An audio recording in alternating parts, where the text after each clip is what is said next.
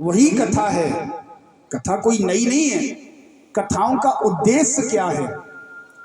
कथाओं का केवल एक ही उद्देश्य है कि समाज पर कुछ बदलाव आए, कुछ सुधार हमारे समाज में हो। 7 दिन की कथा सुनने के बाद यदि समाज पर 1% भी सुधार नहीं है चाचा, तो निश्चित बात है या तो आपके सुनने में कमी है, मेरे सुनाने में कमी है। निश्चित कहीं ना कहीं तो कमी जरूर है। हम यहाँ बैठकर बहुत बड़ी बड़ी ज्ञान की बातें कर रहे हैं, कमी यहाँ आ रही है। मैं बताता हूँ आपको, यहाँ बैठकर तो हम बहुत बड़ी बड़ी ज्ञान की बातें कर रहे हैं, लेकिन खुद पर 1% भी अमल नहीं है। पर उपदेश कुशल बहुत दे रहे। बोले महाराज शुद्धता से रहो, ब्रह्म मुहूर्त में जाग जाओ, भगवान का नाम जपो। हम खुद कितना करते हैं? तब तो समाज पर असर होगा। अगर हमारे अंदर ये गुण हैं तो निश्चित व्यासपीठ से मैं दावा करता हूं आप पर भी इसका प्रभाव अवश्य होगा। केवल कथाओं का एक ही उद्देश्य है, समाज में सुधार करना, समाज में फैली हुई कुरीतियों को दूर करना। आज ये कुरीति आज के समय में फैल रही है महाराज। वही बार बार वही बात, पाश्चात्य संस्कृति को अपनाने के चक्कर में हमने महाराज नामों को ऐसा रखना प्रारंभ कर दिया। पहले के नाम बड़े सुंदर रखते थे लोग, श्यामलाल, राम आश्रय, राम दिवाकर, ना बड़े सुंदर नाम रखते थे। मेरे ही नाम देखो, गोविंद, स्वयं परमात्मा के नाम पर। नामों का कोई अर्थ होना चाहिए। हमारे आश्रम के बाहर एक चाय बेचता है, नाम है उसका कलेक्टर। हाँ, क्या मतलब है? बोले महाराज नाम कलेक्टर है, बेच तुम चाय रहे। अब तो पता नहीं महाराज ऐसे ऐसे नाम रखे जाते हैं, चिंकी, मिंकी, पिंकी, टिल्लू, पता नहीं क्या क्या नाम। कोई अर्थ है इनका? जिस नाम का यथा नाम तथो गुणा, नाम का गुण होना चाहिए, जैसा गुण वैसा नाम। महाराज दोनों का नामकरण संस्कार हुआ, लेकिन दोनों में एक ही आंगन में पले बड़े, एक ही माता के आश्रय में रहे, एक ही पिता के आश्रय में रहे, लेकिन दोनों में अंतर इतना है। गोकर्ण पंडितो ज्ञानी, गोकर्ण पंडितो ज्ञानी, धुंधकारी महाखला। गोकर्ण जी जो हैं ज्ञानी हैं, पांडित कर्म को करने वाले हैं, धुंधकारी महाखल है। हिंसा, चोरी, डकैती, लूटपाट, वैश्यावृत्ति, ऐसी कोई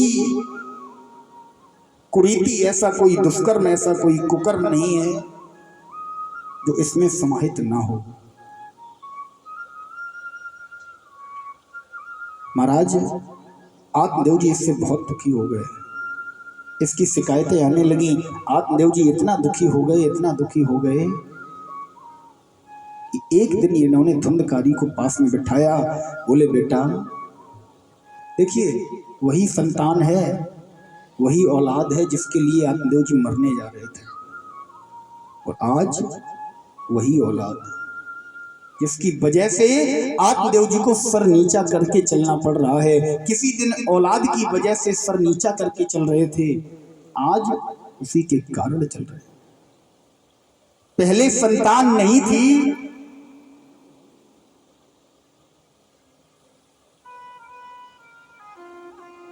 पहले संतान नहीं थी, लोग मुखमंडल को देखकर थूक देते थे तो सर नीचा करके निकलते थे। आज संतान है, लोग देखकर कहते हैं ये धुंधकारी का पिता जा रहा है, इसलिए सर नीचा करके निकलते हैं। वैश्याओं की संगत करता है। आत्मदेव जी ने बहुत समझाया, बहुत समझाया, लेकिन नहीं माना, अपने घर में चोरी करने लगा। महाराज आत्मदेव जी से धन मांगता है, लेकिन आत्मदेव जी धन कहां से दें, पांडित कर्म करने वाले। इसकी जो माता है ना धुंधली महाराज, ये आत्मदेव जी से लड़ जाती है अपने पुत्र के लिए। माताओं, हाथ जोड़कर निवेदन करूंगा, कभी भी पुत्र की तरफदारी में, पुत्री की तरफदारी में अपने पति से मत लड़ जाना। पुत्र अगर उल्टा सीधा बोल रहे हैं ना आपके पति को, और आप पुत्र को सह दे रही हैं, तो ध्यान रखना एक दिन नंबर आपका भी आएगा। क्यों? क्योंकि जो हमारे जो शब्द है ना, ये माँ और बाप, दो शब्द हमारे यहाँ प्रचलित हैं। पुत्र या पुत्री को सह देने में, अथवा पुत्र या पुत्री अपने हृदय की बात जिसके सामने प्रकट कर सकता है, वह है माँ। क्योंकि माँ कहने में हमारा मुंह खुल जाता है। माँ मुंह खोलकर सारी बातें पुत्र या पुत्री अपनी माता के सामने प्रकट कर देता है, और माता हृदय खोलकर उसका समर्थन करती है, और बाप कहने में मुंह बंद होता है। इसलिए पुत्र या पुत्री पिता के सामने अपनी सारी बातों को खोलकर स्पष्ट नहीं कर पाता। जिस समय आत्मदेव जी से ये धुंधकारी धन मांग रहा है, आत्मदेव जी ने धन नहीं दिया, तो एक दिन महाराज धुंधकारी एक दादी से ताट्या धुंधकारी सबता। एक दिन धुंधकारी ने अपने पिताजी पर हाथ उठा दिया, अपने पिताजी को मारने लगा, अपने पिताजी को मारा। जिस समय अपने पिताजी को, आत्मदेव जी को मारा, आत्मदेव जी को आज गिलानी हुई, अरे ये वही संतान है जिसके लिए मैं मरने जा रहा था, आज इसने मेरा अपमान कर दिया। महाराज स्वाभिमान को बचाने के कारण आत्मदेव जी घर से आज फिर निकले मरने के लिए। वही संतान है जिसके ना होने पर मरने जा रहे थे, आज जिसके होने पर भी मरने जाना पड़ रहा है।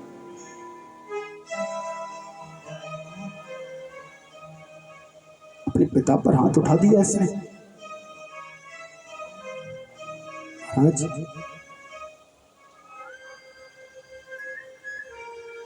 हमारे समाज में जितने भी रिश्ते हैं ना,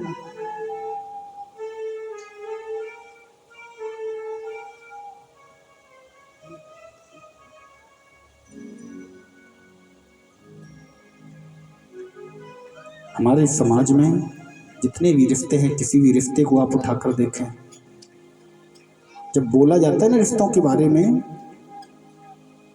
भाई का रिश्ता तो भैया भाभी, बुआ का रिश्ता फूफा बुआ, चाचा का रिश्ता चाचा चाची, ताऊ का ताऊ ताई, इसी प्रकार से बोलते हैं। मेरा कहने का तात्पर्य ये है कि जितने भी रिश्ते हैं, सारे रिश्तों को बोलने में पुरुष का नाम पहले और स्त्री का नाम बाद में लिया जाता है। एक रिश्ता ऐसा है जिसे बोलने में स्त्री का नाम पहले और पुरुष का नाम बाद में। कौन सा? माता पिता या माँ बाप। कभी बाप और माँ सुना? नहीं सुना होगा। पिता माता सुना? नहीं सुना होगा। क्यों? हमारे ठाकुर का नाम जब लिया जाता है ना, राधा कृष्ण, सीता राम, उमा शंकर, भगवान का नाम जब भी लिया जाता है, लक्ष्मी नारायण, उमा शंकर, गौरी शंकर, लक्ष्मी गणेश, जब भी लिया जाता है तो महाराज स्त्री का नाम पहले, पुरुष का नाम बाद में। इसीलिए हमारे माता पिता में माता का नाम, स्त्री का नाम पहले और पुरुष का नाम बाद में दिया जाता है। आज अगर हम यहाँ बैठकर कथा सुना रहे हैं, आप यहाँ बैठकर कथा सुन रहे हैं, तो ये देन किसकी है? ये शरीर हमें मिला किसकी देन है? हमारे माँ बाप चाहते महाराज भ्रूण हत्या करवा देते, मार देते गर्भ में, हमें ना बुलाते इस संसार में। हम क्या थे? अरे संसार में आ भी गए थे तो महाराज जन्म लेते ही हमारा गला घोंट देते। हम कुछ नहीं थे, आज जो भी हैं। एक बात और बताऊं, मंदिर में जाकर पूजा करते हो ना, लगभग सभी लोग जाते होंगे मंदिर में पूजा करने। मंदिर में जाकर पूजा करने का आपको फल भले ही ना मिले। क्यों? क्योंकि आप पूजा करने जाओगे, उस परमात्मा की पूजा करोगे, उस भगवान की पूजा करोगे, कभी कोई गलती हो गई तो वो आपकी पूजा स्वीकार नहीं करेगा। और जो साक्षात माँ बाप हमारे बैठे हैं, जो साक्षात इस धरती के भगवान हैं, उनकी पूजा करोगे ना महाराज तो निश्चित ही स्वीकार होगी।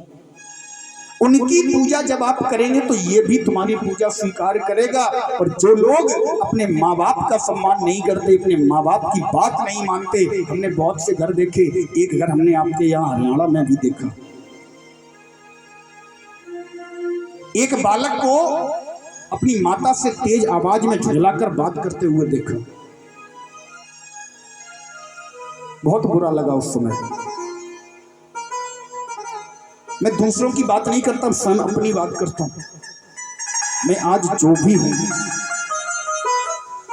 हूं केवल ये भी कृपा, इसने भी कृपा तब की जब मैंने अपने माँ बाप की निष्कपट निश्चल मन से सेवा की। ये भी कृपा तुम पर तब करेगा जब तुम अपने माँ बाप की सेवा करोगे। लाख भंडारे करवाना, लाख मंदिरों में दान देना, चंदा देना, घर में माँ बाप तुम्हारे एक चम्मच खिचड़ी के लिए बेचारे तरस रहे हैं और तुम भंडारे करवा रहे हो, कोई फायदा नहीं है। माँ बाप की अहमियत तुम्हें उस दिन पता चलेगी जिस दिन या तो तुम माँ बाप बनोगे या तुम्हारे माँ बाप इस संसार में नहीं होंगे। इस समाज में बहुत से ऐसे लोग बैठे हैं जिनके माँ बाप इस संसार को छोड़कर चले गए हैं। जिस समय वो कार्य करके अपने ऑफिस से घर पे अंदर आते थे ना,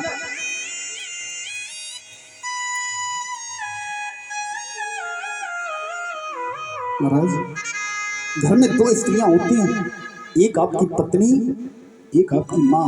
जिस समय आप कार्य से घर में लौट कर आते हो तो महाराज दोनों स्त्रियों को आपसे एक एक अभिलाषा होती है। एक स्त्री आपके थैले की तरफ देखती है, इसमें माल कितना है, कितना कमा कर लाए, कितना भर कर लाए। घर में जितने भी सदस्य हैं सब केवल आपके बारे में पूछेंगे, आपकी कमाई के बारे में पूछेंगे, क्या कमाया, क्या कैसे रहे, क्या किया। केवल घर में एक केवल स्त्री ऐसी है जो दिन रात, आप कहीं बाहर भी हो ना तो आपके पास फोन करेगी या आप घर में लौट के आओगे तो आपसे केवल पूछेगी, तो एक ही प्रश्न होगा उसका कि बेटा तू इतने दिन बाहर रहा, तूने क्या खाया, कैसे खाया। ये प्रश्न केवल माता का होता है। अब अगर पिता की बात करें, पिता को कुछ लोग गंभीर मानते हैं, कठोर मानते हैं। पिता कठोर नहीं है साहब। पिता तरबूज के उस फल की भांति है, गुलाब के उस पेड़ की भांति है जो अपने गुलाब को कांटों के अंदर छुपा कर रखना चाहता है।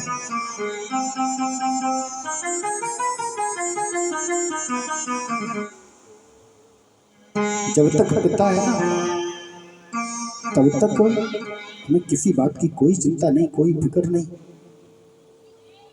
और पिता के न रहने पर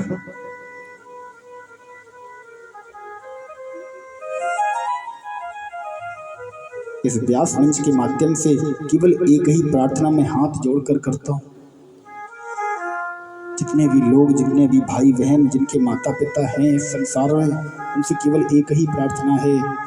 दुनिया में आप किसी से भी कुछ भी कह देना, कुछ भी भला बुरा कह लेना, एक बार भगवान को भला बुरा कह लेना, वो बुरा नहीं मानेगा। और जिस दिन तुमने अपने माता पिता का अपमान कर दिया उस दिन ये भी तुम्हारी नहीं सुनेगा। माता पिता क्या होते हैं? कभी उन व्यक्तियों के पास बैठना जिनके माता पिता इस संसार में नहीं रहे, तुम्हें पता चल जाएगा माता पिता होता क्या है।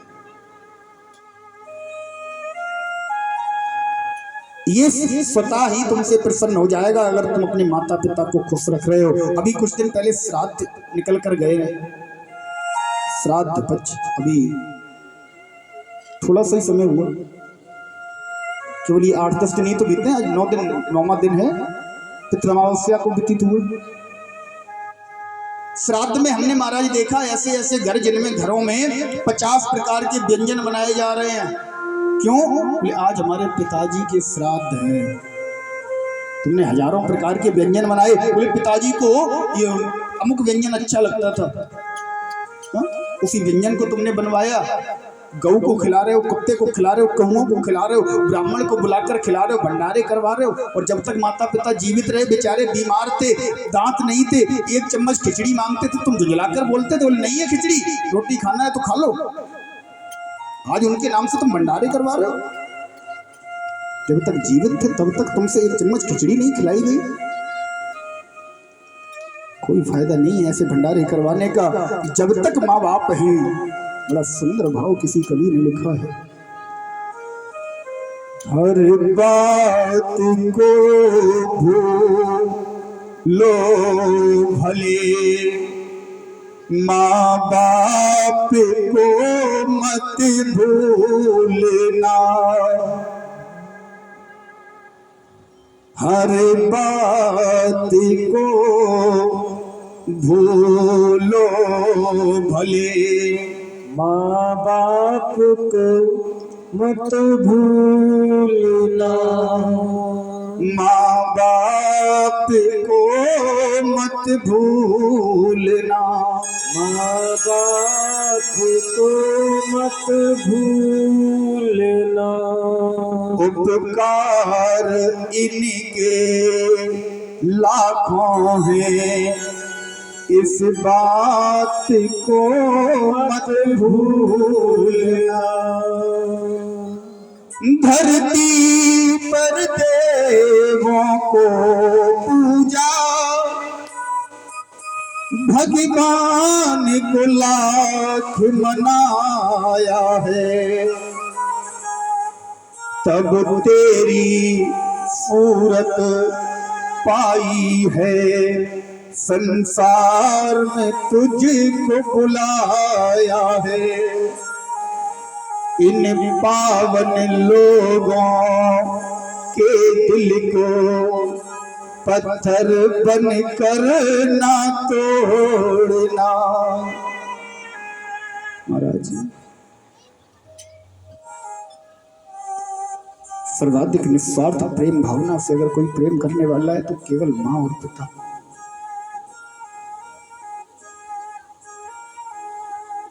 आपने मुख से एक बार जो भी निकाला, कैसे भी किया हो, कुछ भी किया हो, आपको वो वस्तु शाम तक लाकर दी। यक्ष ने युधिष्ठिर से एक प्रश्न पूछा था, बोले युधिष्ठिर एक पहेली मेरे दिमाग में आ रही है, वो मुझे बताओ। एक कुआं है, कुएं के आसपास 4 कुएं हैं।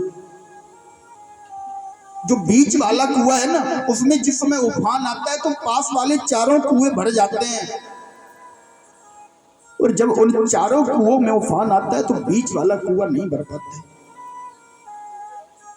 युधिष्ठिर ने कहा प्रभु जो बीच वाला कुआं है वो माँ बाप हैं। माँ बाप अपने 4 छोड़ो 400 औलाद क्यों ना हो, सबका भरण पोषण